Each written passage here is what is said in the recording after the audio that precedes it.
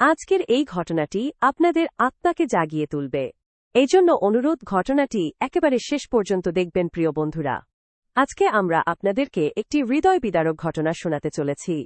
একটি মেয়ে যে স্বর্ণ রাখার কারণে তার উপর আল্লাহর আযাব নাজিল হয়েছিল, কিন্তু সেই মেয়েটির দ্বারা এমন কি পাপ কাজ হচ্ছিল যার ফলে তার উপর এত ভয়ানক আযাব নাজিল হল। প্রিয় বন্ধুরা, এই শিক্ষণীয় ভিডিওটি আমাদের সাথে শেষ পর্যন্ত দেখুন। কেন না হতে পারে আপনারাও এই ভুল কাজটি করেছেন।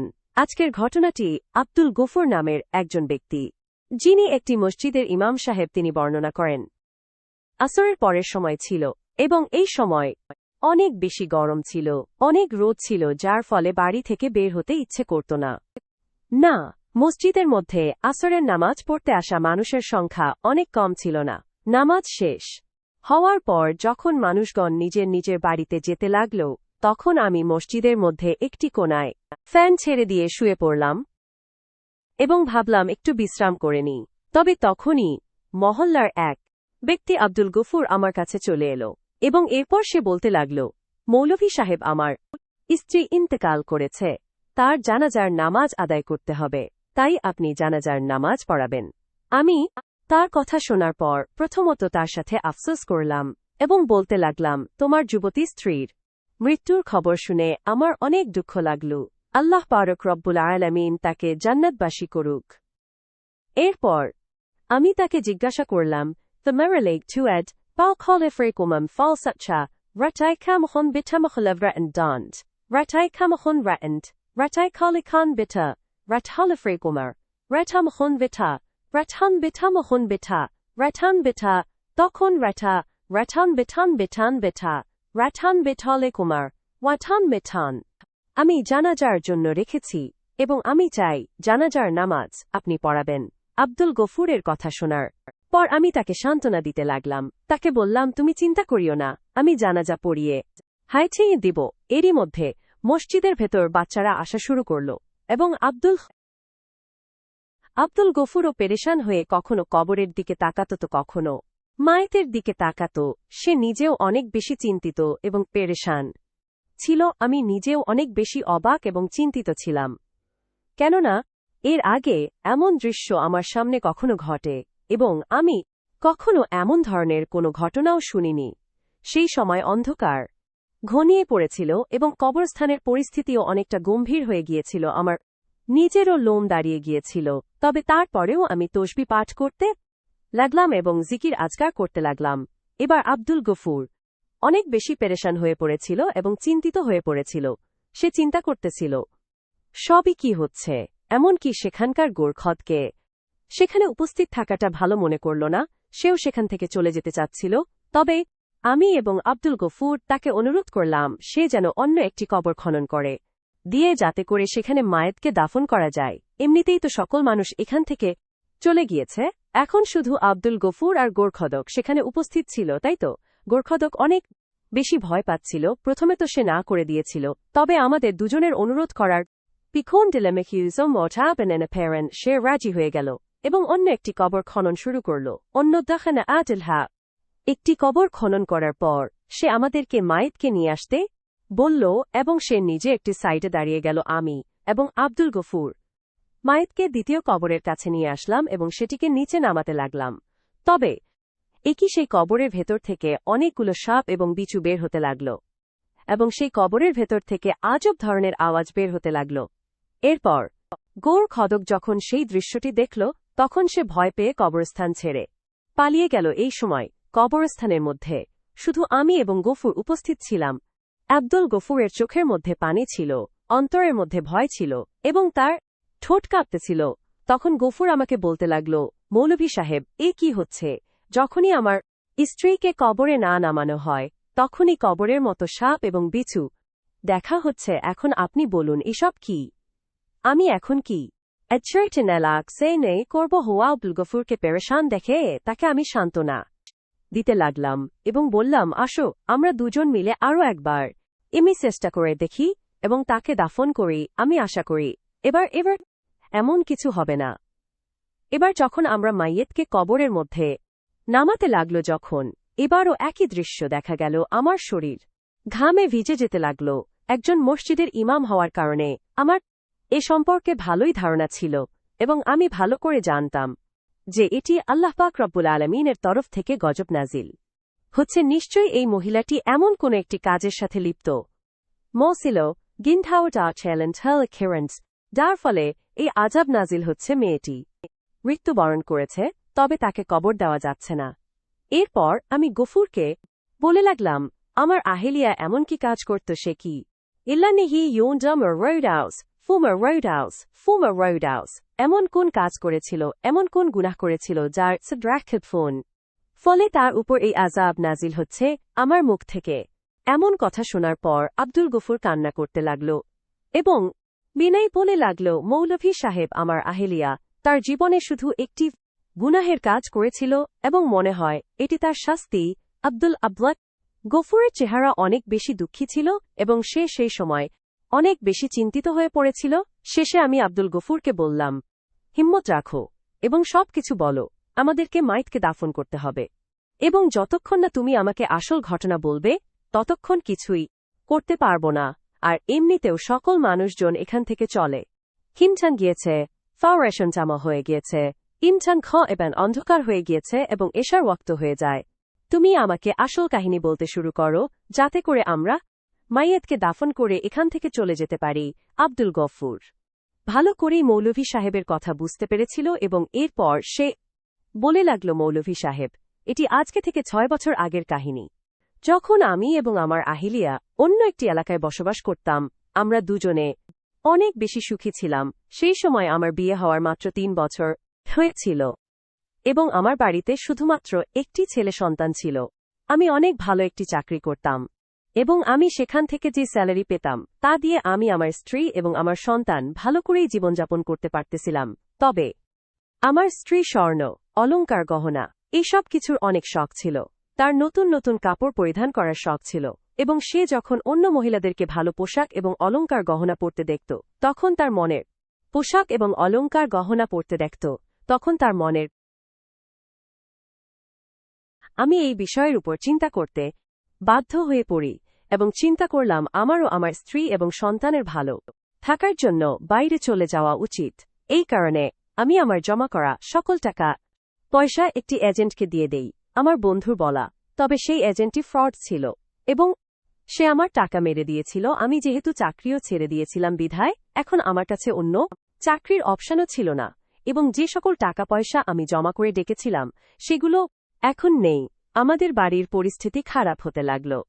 এরপর থেকে আমার স্ত্রী আমাকে দিন রাত খোঁটা এটি বঞ্চুটি শিখে দেহে রাখা খেম্পে কিনঠায়াতা এবং চাটা আমি প্রতিনিয়ত ঝগড়া করতাম। আমি তাকে বলতাম, তুমি আমার সাথে মোটেও ভালো করনি।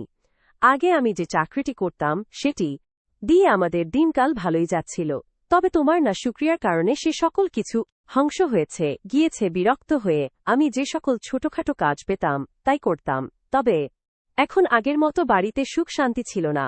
আমার স্ত্রী ও বাড়ির খারাপ পরিস্থিতি দেখে অন্য একটি বাড়িতে একটি গাছ খুঁজে বের করল। সেই বাড়ির মধ্যে দুজন স্বামী স্ত্রী বসবাস করত এবং তাদের কোনো সন্তানও ছিল না। সেই মহিলাটির কোনো একটি সমস্যা ছিল, সে কোনো রোগে আক্রান্ত ছিল যার কারণে সে বেশিরভাগ বিছানাতেই শুয়ে থাকত। তাই আমার স্ত্রীকে ওনার দেখাশোনাও করতে হতো এবং বাড়ির কাজও করতে হতো, যার ফলে সে ভালো পরিমাণে টাকা উপার্জন করতে পারতেছিল। আমার স্ত্রী প্রায়শই বাসায় এসে উনার সম্পর্কে কথাবার্তা বলত এবং শোনাত, আজকে আমার সাহেব তার স্ত্রীর জন্য অনেক দামি একটি পোশাক কিনেছেন। সে আরও কখনো এসে বলত, আজকে আমার সাহেব তার স্ত্রীর জন্য একটি স্বর্ণের আংটি কিনে এনেছেন। আমি অবাক হয়ে তার কথাগুলো শুনতাম, কেননা সে মহিলাটি তো অসুস্থ ছিল এবং তার স্বামী তো একটি ভালো কর্ম করত। আমার স্ত্রীকে বলে, আমি যখনই আমার মালিকনিকে দেখি তখনই আমার মনের মধ্যে ঈর্ষা জন্ম নেয়। সে মহিলাটি সবসময় তার হাতের মধ্যে স্বর্ণ ভরে চুড়ি পরিধান করে থাকেন এবং এছাড়াও তার গলার মধ্যে মানজেঠেল দুল এবং হাতের মধ্যে একটি আংটি পরিধান করে থাকেন এবং সে সকল কিছুই স্বর্ণের ছিল। আর আমার দিকে তাকায়, দেখো আমার কাছে তো কিছুই নেই। আহেলিয়া সব সময় এই ধরনের কথা বলত এবং নাশুক্রিয়া করত এবং আমি আফসোস করতাম এবং তার ইচ্ছে দিকে তাকিয়ে থাকতাম। আমাদের দিনকাল এভাবেই অতিবাহিত হচ্ছিল, তবে আমাদের মাঝে আগের মতো কোনো কিছুই ছিল না। মনে হচ্ছিল আমার এবং আমার স্ত্রীর মাঝখানে একটি দেয়াল দাঁড়িয়ে গিয়েছে। আমরা একে অপরজনের কাছ থেকে দূরে সরে যেতে লাগলাম, কেননা পরিস্থিতি পরিবর্তন। লোন হওয়ার পর থেকে আমি সকল কিছুর দোষ আমার স্ত্রীকে দিয়ে দিয়েছিলাম। তবে এরও কিছুদিন পর আহেলিয়ার মালিকুনি মৃত্যুবরণ করলেন। উনার ইন্তেকালের সংবাদ আমাকে এবং আহেলিয়াকে অনেক বেশি দুঃখী। এই সময় আমার স্ত্রী তাদের সঙ্গে উপস্থিত ছিল, তবে সেই মহিলার স্বামী কাজে গিয়েছিল। আমার স্ত্রী তার সাহেবকে তার স্ত্রীর সংবাদ শোনায় এবং ওনাকে দাফন করা পর্যন্ত সে সেখানেই ছিল এবং আমার স্ত্রীর এর পর থেকে অনেক চিন্তিত ছিল, কেননা তার কাজ বন্ধ হয়ে গিয়েছিল এবং সে এখন থেকে বাড়িতেই থাকত। আর আমি তাকে ভিনিসাল্লাকেক ফিমো ইজরাকাইটিন হাসাপেন ফোমা রৌডা ওয়ালটাইল খিন হাসা হান্সটা লাচেসেন্টোনা দিতে এবং বলতাম, তুমি চিন্তা করো না, আল্লাহ পাক ফালাপুল আলামিন তোমাকে অন্য কাজ দান করবেন। তবে আমি জানতাম না যে আমার স্ত্রী পেরেশান হওয়ার পেছনে অন্য কোনো কাহিনী ছিল, এবং আমি যখন সেই কারণটি সম্পর্কে জানতে পারলাম তখন আমি নিজেও অনেক বেশি রাগান্বিত হয়ে গেলাম। একদিন হঠাৎ করে যখন আমি সন্ধ্যাবেলা বাড়ি দ্রুত চলে এলাম, সেদিন আমার শরীর কিছুটা খারাপ ছিল। তবে সেই সময় আমার স্ত্রী আমার বাড়ি আসার কথা সম্পর্কে জানতে পারল না, এবং সেই সময় আমার স্ত্রী তার হাতের মধ্যে দুটি স্বর্ণের চুনি নিয়ে অনেক মনোযোগ সহকারে সেটির দিকে তাকাচ্ছিল এবং খুশি হচ্ছিল। আমি যখন তাকে এমন অবস্থায় দেখলাম তখন আমি অবাক হয়ে গেলাম। এরপর আমি আমার স্ত্রীকে জিজ্ঞাসা করলাম, এই স্মেই ভাই, এই চুড়িগুলো কোথা থেকে এসেছে? এই চুড়িগুলো কার? আমার এরকম ধরনের কথা শুনে আমার স্ত্রী ভয় পেয়ে গেল, যার ফলে তার হাত থেকে চুড়িগুলো পড়ে গেল। এরপর সে ভয়ে ভয়ে সেই চুড়িগুলো তুলতে লাগল এবং বলতে লাগল, আরে তুমি কখন এলে? আমাকে দেখে তো সে অনেক ভয় পেয়েই গিয়েছিল। তবে আমি তার প্রশ্ন অধিকা করে তাকে জিজ্ঞাসা করলাম, এই চুড়িগুলো কিওফোনপিক্সার আথান বাসচান্স আলোইজেবল বাইটেন্স তো আমায়া মধ্যে এসেছে ধরনও, এবং কথাগুলোর মধ্যে সন্দেহ ছিল, যা দেখে আমার স্ত্রী অনেক ভয় পেতে লাগল এবং তার হাত পা কাঁপতে লাগল। আর তখনই সে তার চেহারা দুই গেন্টার সিন্টু দি সেন্টারডুসেটুবাইটু দু গেন্টে বেনো হাত দিয়ে লুকিয়ে জোরে জোরে চিৎকার করে কাঁদতে লাগল এবং বলতে লাগল, আব্দুল ওন, আমাকে সন্দেহ করিও না, আমি তোমাকে সকল কিছু সত্য বলতেছি। তখন সে আমাকে বলতে লাগল, আমি যে বাড়িতে কাজ করতাম সেই বাড়ির মহিলা অনেক বেশি অলংকার গহনা স্বর্ণ ছিল এবং সব সময় তিনি তা পরিধান করে থাকতেন। উনাকে দেখে আমার মনের মধ্যে অন্যরকম ইচ্ছা জাগ্রত হতে লাগল। আমিও চাচ্ছিলাম যে আমিও সেরকম স্বর্ণ গহনা পরি, নিজের হাতে এইরকম ধরনের স্বর্ণের চুড়ি এবং আংটি পরি। তাই আমি যেদিন সেই বাড়ির মহিলাটি মৃত্যুবরণ নিয়ে হাউফল, সেদিন না জানি আমার কি হয়ে গিয়েছিল। আমার উপর হয়তোবা শয়তান ভর করে ফেলেছিল বিধায় আমি ওনার হাত থেকে সেই চুড়িগুলো খুলে নিয়েছিলাম, এবং আমি খুব ভালো করেই জানতাম যে সেই সময় সাহেব এত কিছু দেখবেন না এবং দুঃখের কারণে তিনি আন্দাজা করতে পারবেন না যে চুড়িগুলো পিকোই রয়েছে, এবং তাই হল, এবং সাহেব কোনো কিছু লক্ষ্য করল না, কেননা বাকি স্বর্ণ গহনা তো তার জায়গায় ছিল, শুধু চুড়িগুলো সেখানে ছিল না। আমি প্রথম তো অনেক ভয় পেতে থাকতাম, তবে পরে শান্ত হয়ে গেলাম, কেননা সাহেব সেই চুড়িগুলো সম্পর্কে কোনো কিছুই জানত না। তিনি তো তার স্ত্রীর মৃত্যুর দুঃখ থেকে বের হতে পারছিল না। তবে আব্দুল, আমি যখন থেকে এই চুড়িগুলোকে আমার কাছে রাখে দিয়েছি তখন থেকে না জানি এমন কি বিষয় রয়েছে যার কারণে আমি এই চুড়িগুলোকে নিজের হাতে রাখতে পারিনি। যখন আমি সেই চুড়িগুলোকে নিজের হাতে পরতে যাই তখন না জানি কেন আমার মালিকনির চেহারা আমার সামনে ভেসে ওঠে, এবং সেই সময় আমি ওনার হাতে এই চুড়িগুলো দেখতে পাই। যখন আমি ভয় পেয়ে যাই এবং সেই চুড়িগুলো রেখে দেই প্রতিদিন, যাতে স্বপ্নের মধ্যে আমি মালিককে দেখতে পাই এবং তিনি ইলোহেন ফিমব্যান্ডি ডা ওয়ালিয়ালে গেন্ডি ফোইসভান্ট সওয়ালকা ইউরেনজেন ও আমার সাথে কথা বলে থাকেন। ফিমবেন্ডি ফোমা রোডাউটস ইলোহেন্ডি গেন্ডি ডা আল্লোহেন্ডি আমান্ডি ডা ফোমা রোডাউটস ইলোহেন্ডি আমান্ডি ডা আল্লোহেন্ডি ইলোহেন্ডি গেন্ডি ডা আল্লোহেন্ডি ডাটস ফোমা রোডা।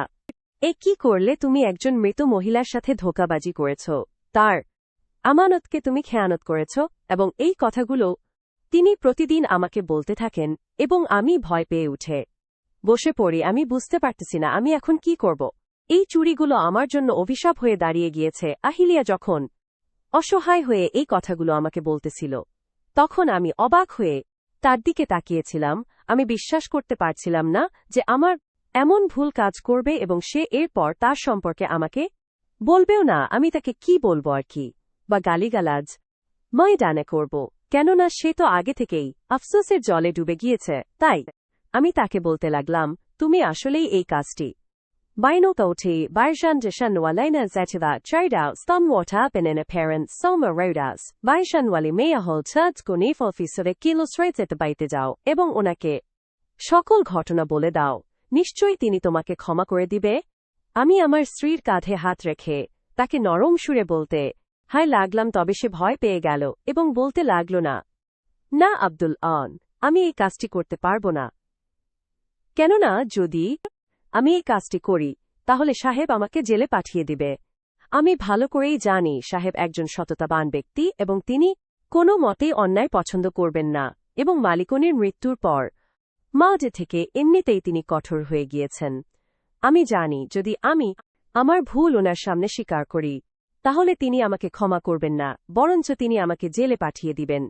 এই কথাগুলো বলার পর আমার স্ত্রী আমার হাত ধরে কান্না করতে লাগল এবং আমিও অবাক হয়ে তার দিকে তাকিয়েছিলাম। আমি বুঝতে পারছিলাম না আমি তাকে কি বলবো। ইমাম সাহেব সেদিনের পর থেকে আমার স্ত্রী আর আগের মতো রইল না, বরঞ্চ দিন দিন তার অবস্থা খারাপ হতে লাগল। তার শরীরের রং ফ্যাকাসে হয়ে যাচ্ছিল এবং তার চোখের নিচে অনেক বড় গর্ত হয়ে পড়েছিল। তাকে দেখে মনে হচ্ছিল সে অনেক বড় রোগে ভুগছে। আমার স্ত্রী, যার আগে অনেক সুখী ছিল, সবসময় পরিপাটি থাকত, স্বর্ণগহনা পরিধানের ইচ্ছা রাখত, সে এখন একটি অন্য মানুষের পরিবর্তন হয়ে গিয়েছিল। সে দ্বিতীয়বার কখনো সেই চুড়িগুলোকে বের করে দেখেনি। এই অবস্থাতে আমার বাড়িতে একটি মেয়ে সন্তান জন্ম হল। তবে আমার স্ত্রীর মন আমাদের নতুন বাচ্চাদের সাথে লাগল না। সে তার আফসোসের মধ্যে ডুবে গিয়েছিল। এবার তো সে দিনের বেলাতেও সেই মহিলাটিকে দেখা শুরু করে দিল, এবং যখন সে সেই মহিলাটিকে দেখতে পেত তখন সে চিৎকার করে উঠত। আমি চাচ্ছিলাম আমি সাহেবের সাথে কথা বলে উনাকে সকল সত্য ঘটনা বলে দিব এবং আমার স্ত্রীর জন্য ক্ষমা প্রার্থনা করব। হয়তোবা এই কাজটি করে আমার স্ত্রী ঠিক হয়ে যাবে এবং তার পরিস্থিতি ভালো হয়ে যাবে। এই কারণে আমি আমার স্ত্রীকে না জানিয়ে সেই সাহেবের বাড়িতে চলে গেলাম। তবে সেখানে গিয়ে আমি জানতে পারলাম সাহেব 2 মাসের জন্য দেশের বাইরে চলে গিয়েছেন। এই সংবাদটি শোনার পর আমি অনেক বেশি দুঃখী হয়ে পড়লাম, কেননা আমার স্ত্রীর পরিস্থিতি দিন দিন খারাপ হাত ছিল। আমি জানতাম যে সে লোভে পড়ে একজন মৃত মহিলার হাত থেকে হিলফো নো নিয়েছিল, তবে এখন সেই ভুল তার জীবনের সবচেয়ে বড় অভিশাপ হয়ে দাঁড়িয়েছিল। সেই চুড়িগুলো এখনও আমাদের বাড়ির আলমারিতে রয়েছে এবং সেই আফসোস করতে আমার স্ত্রী এই দুনিয়া মাটি থেকে ইন্তেকাল করে চলে যায়। এরপর যা হয়েছে তা তো আপনি দেখতেই পারতেছেন। আমি তার জানাজার কাজ সম্পন্ন করে তাকে কবরে দাফন করার চেষ্টা করতেছি, তবে কবর তাকে কবরে করতে যাচ্ছে না এবং সাপ এবং বিচ্ছুগুলো তাকে ছোবল দেওয়ার কি জন্য উত্তেজিত হয়ে পড়েছে মৌলভী সাহেব। এখন আপনি বলুন আমি কি করব। এই খচ প্যারেন কথাগুলো বলার পর আব্দুল গফুর আবার কান্না করতে লাগল এবং আমি একদম চুপ। ফোম ওয়াটা বেনেন হাসা, ফোম ওয়াটা বেনেন হাসা, ফোম ওয়াটা বেনেন হাসা। আমি কখনো ভাবতেও পারিনি যে কোনো একজন মহিলা এরকম ধরনের গুনাহ হিন্টফো করে আযাব ভোগ করবে। এরপর আমি কিছু চিন্তা করলাম না এবং আব্দুল হাওয়াইটি জৌন ওচন এন্ট্রায়ন গফুরকে বললাম, তুমি বাড়ি থেকে সেই চুড়িগুলোকে নিয়ে এসো, কেননা সেই চুড়িগুলো এখানে অনেক বড় একটি ভূমিকা পালন করতে পারে। গফুর বলে লাগল, মৌলভী সাহেব, সেই চুড়িগুলো কিভাবে এখানে ভূমিকা পালন করতে পারে? তখন আমি বললাম, তুমি আগে নিয়ে এসো, তৎক্ষণাৎ আমি এখানেই বসে থাকব। এরপর সে চুড়িগুলো আনতে গেল এবং আমি সেখানে বসে ইস্তেগফার পাঠ করতে লাগলাম। এরপর গফুর সেই চুড়িগুলো নিয়ে এলো। সেই চুড়িগুলো ছিল স্বর্ণের এবং তা দেখতে অত্যাধিক সুন্দর ছিল, যা দেখতে যে কোনো মহিলা লোভে পড়ে যাবে। এরপর আমি গফুরকে বললাম, চুড়িগুলো তোমার স্ত্রীর উপর রেখে দাও এবং এরপর আমাকে সাহায্য করো মায়েতকে কবরে নামাতে, এবং গফুর ঠিক তেমনটাই করল। আমরা যখন চুড়িসহ তাকে কবরে নামালাম তখন কবর তাকে কবুল করে নিল। তবে এরপর তার সাথে কি হল তা আল্লাহ পাক রব্বুল আলামিন ভালো জানেন। এরপর আমি এবং আব্দুল গফুর দাফনের কাজ সম্পন্ন করলাম এবং সেখান থেকে চলে এলাম। আব্দুল গফুর অনেক বেশি ঢুকছিল, কেননা প্রথমত তার স্ত্রী মৃত্যুবরণ করেছিল, তবে এরপর তার স্ত্রীর কবরের মধ্যে এমন ভয়ানক দৃশ্য দেখতে পাওয়া গেল, আমি পুরো রাস্তা ধরে তাকে সান্ত্বনা দিতে লাগলাম এবং তাকে সবর করতে বললাম। এরপর আমি তাকে তার বাড়ি পৌঁছে দিলাম এবং নিজে মসজিদে ফেরত আসলাম। এশার নামাজ অনেক আগেই শেষ হয়ে গিয়েছিল, বিধায় আমি একাই এশার নামাজ আদায় করলাম এবং আহেলিয়ার মাগফিরাতের জন্য দোয়া করতে লাগলাম, কেননা সে যে গুনাহের কাজ করেছিল তার কারণে তাকে কিয়ামত পর্যন্ত শাস্তি ভোগ করতে হবে। তো বন্ধুরা, এই ছিল আমাদের আজকের ভিডিও। ফোমো রেকগনাইজ ভালো লাগলে অবশ্যই লাইক, কমেন্ট, শেয়ার এবং সাবস্ক্রাইব করবেন, এবং ভিডিওটির বিষয়ে আপনাদের যদি কোনো মতামত থাকে তাহলে অবশ্যই কমেন্ট করে জানাবেন। দেখা হবে পরবর্তী ভিডিওতে। আল্লাহ হাফেজ।